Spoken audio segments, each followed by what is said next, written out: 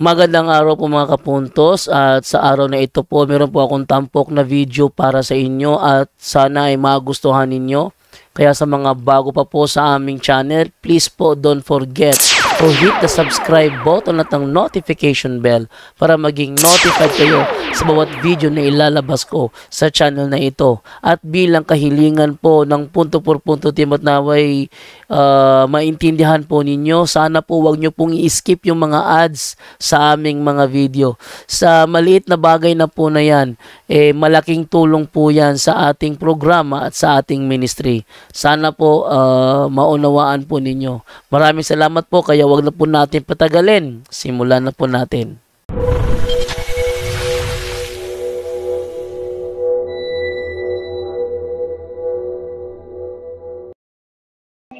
Hello, good evening po, Brother Jando. Hello, good evening, te. Naririnig niyo po ako? Yes, naririnig ko, te. Malinaw. Malinaw, okay po. Magandang gabi po ulit at sa inyong mga kapatid. Taga-Takurong City po ako, Brother Jando. May tanong lang po kasi ako. Kuan po kasi ilang beses na po kami nag-transfer ng bahay. At saka yung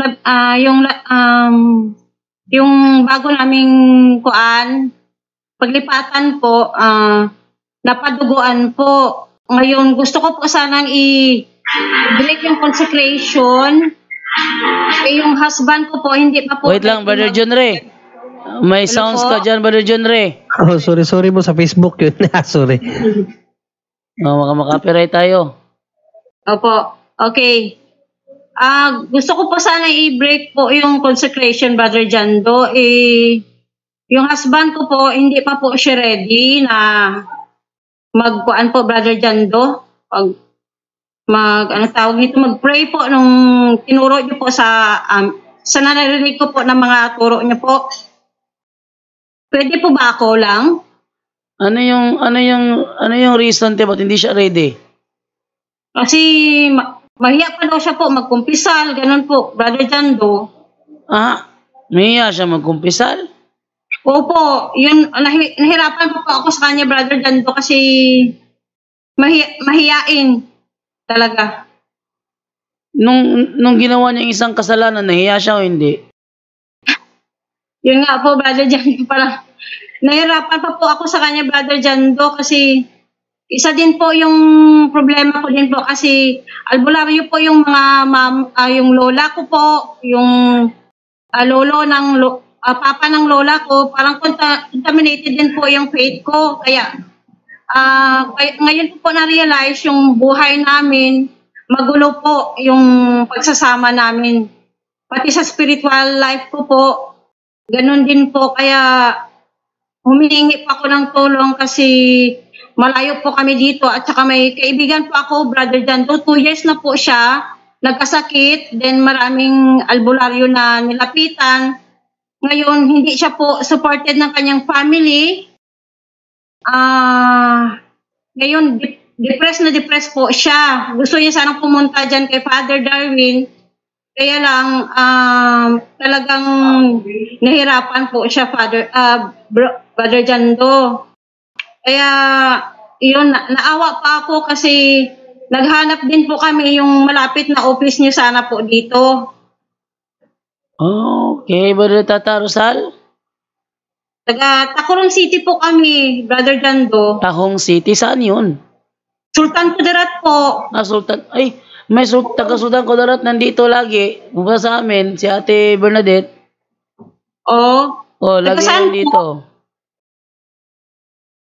Kasi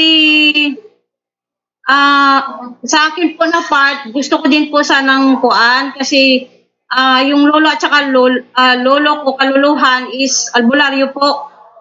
Okay. Brother Tata Rosal. Yes, magandang gabi. And then, clarification mo na both side ninyo kung may connected sa albularyo? Yung tula ko po, magkapatid sila na albularyo, din yung tatay nila, albularyo din po. Tapos yung papa ko noon, hilig po magbili ng mga anting-anting po, Brother Jando. So, parang magulo yung buhay namin. Then ako nakapag-asawa, nag-start din po kasi kami, nag-live-in, tapos nagpakasal din po kami sa pare, pero magulo po yung buhay namin. 7 beses na po kami napalipat-lipat ng bahay, kaya yun po ang nakuan ko pa, bro, na parang may harassment din po sa akin at sa pamilya ko po. Yung side ng asawa mo, husband mo, may connected Po yung papa niya at saka mama, sa mayor lang din po nagpakasal po. Pero wala silang ninunod na ano. Wala po, sa aking side lang po. Dahil yun, isa yun sa mga epekto yung hindi, walang gana magkumpisal o magkumpisal. Isa yun sa mga epekto yung Yes po. sa contamination. So, Yes po. hindi mo yun mismo, mag-conjure yun ha. Yung mga timbol ng albularyo o cultism, ayaw magsamba, ayaw magkumpisal, ayaw tumanggap ng mga sakramento. So, isa yun sa mga epekto. Mas maganda siguro i-process yung asawa mo. Then, mas maganda sa yung side na confirm na may albularyo. Mas Yes, maganda siguro magpamisa po kayo ng healing family tree. Then, buhay pa yung lola at lolas mo? Lola at Namatay na po yung lola ko.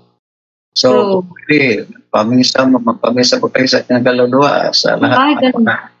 O then, healing family tree. Tapos, nagka-general confession po kayo. Nag-one din po ako, nag-confession ko nung first week po ng ngayong buwan po. O lahat ba? Pati yung baka may mga mortal na Parang meron pa po, meron pa po akong kailangan ikumpisal, saka panood ko ng YouTube sa kay Father Darwin, marami po akong natutunan. Kaya po, yung tinatry ko po. matagal na kayong nag-live-in bago kayo nakasal ng pare, nakumpisal, 1 year po. nakumpisal, isa sa nakumpisal mo? Yes po. Baka nagamit kayo ng mga contraceptive, isal pa rin. Hindi po. Okay. So, mas maganda siguro, yung general confession natin examine na ang best po sa commandments sa 7 capital sin dahil pag hindi natin ibatay sa 10 commandments at 7 capital sin, tulad ng ating kasama na sabi niya, dalawa lang sala ko sir, kahit ano-ano pang isip ko, dalawa lang nasa isip ko, pag sure. I-try mo ang 10 commandments at saka 7 capital sin. Ang dami pala sir. Hindi naman siguro ito ano. So, yun, general confession, then dahil yung kahit pasaan ka palipat-lipat, nandyan para na invest na naturang lugar. So, kahit ba i-deliverance yung naturang lugar, pag kayo mismo ay contaminated po kayo, so, Yes po.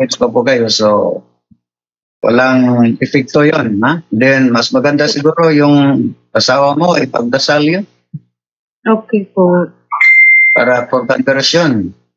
Yes po. Yun na lang. Pero may, may exorcist po kayo sa diocese? Wala nga po, bro. Kaya yung burden ko din po dito sa amin kasi marami po talagang faith healers, mga kasamaan ko po sa simbahan. Kaya pinagdadasal ko po sana makapunta din po dito si Father Darwin, bro. Ang Coronadal City malapit lang sa Alameda? Malayo? Hindi, malayo po. Malayo pa. So, sige. Sa Jensen po, wala kayong office doon po, bro? Amen, wala pa rin sa Jensen. ganun po. No? Walang exorcist at Jensen, lalo-lalo na nga yung bago na list. Pero sa Alameda po, meron po kayo, bro? Sa? Alameda?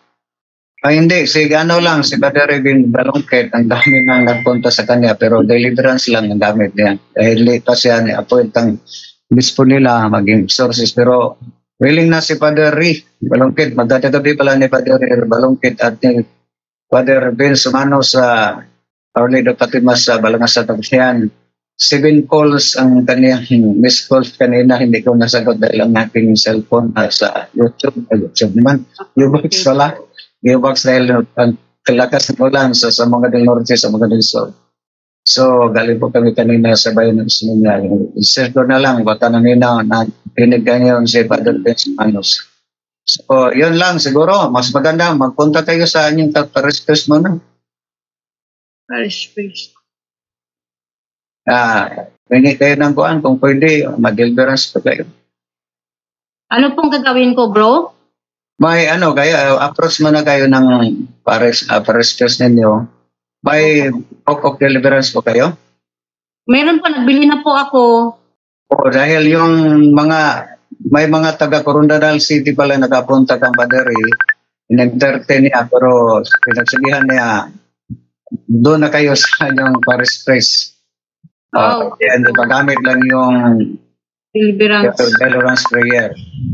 Okay yan ang po. kaya ni Father Ribalongkit. Okay po. Yung pag-break po ng consecration sa bahay po, pare po yung mag-perform. Pwede po rin kayo, pero mas maganda sa preparation, mag-umpisa mo kayo. Kailangan nasa state of grace po kayo dahil iwas sa retaliation. Yes po. Okay po. Sige. Karalong bahay ba yun ninyo? Opo. Maglipat po kasi kami next week po. Kaya yun nag-try po talaga ako magpasok, bro. Kasi gusto ko na mag-start po ng makuha na po ang buhay namin, bro ba? Kasi 7 beses na po kami, may nag-advise po sa kasamaan sa simbahan. Pero yung advice niya, occult para practices yun. Kaya pasalamat ako sa Panginoon kasi na-kuhan ko po yung YouTube ni Father Darwin. So na-enlighten po ako na yun pala ang dapat kong gawin na i-kuhan ko yung consecration i-break ko muna. Yeah, pero mas preparation sa Yes po. Proper faith, proper yung basta nasa state of grace po tayo. Yes po, yes po. Dayan, palaging mag-rosary. Opo. Sama ng buong pamilya. Okay po. Okay.